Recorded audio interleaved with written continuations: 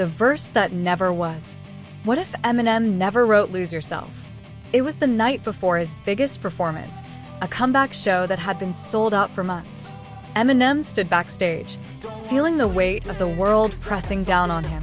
His mind was a storm, turbulent thoughts racing in every direction.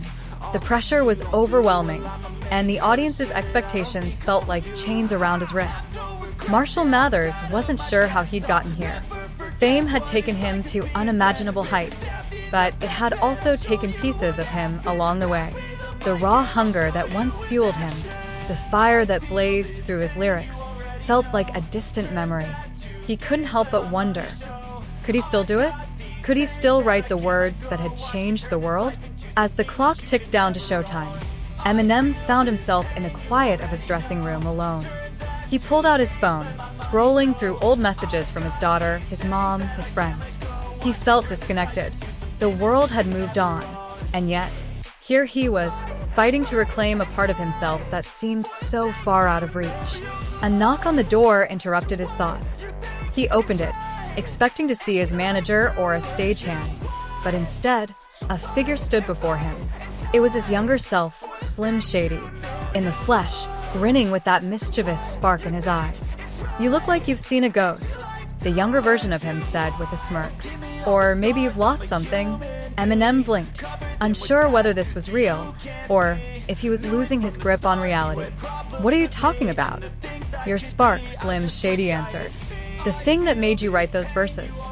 You've been chasing something that's already inside you." Eminem shook his head, trying to make sense of it. "I don't know if I've still got it in me, man. The game's changed.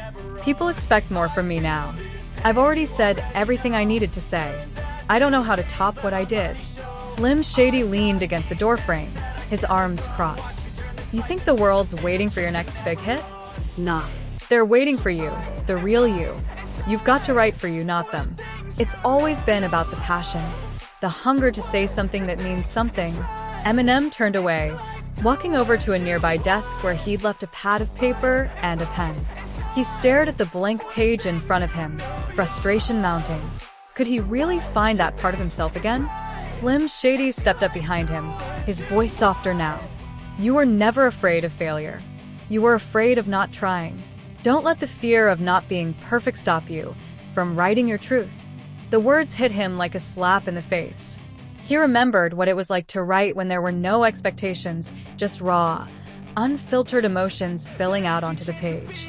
Eminem took the pen in hand. His mind cleared. His fingers moved across the paper. The verse came, not perfectly, but honestly. It was real. It was raw.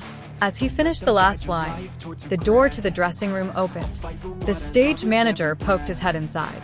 "5 minutes, Marshall." Eminem looked up, a fire in his eyes. The verse was ready. He was ready.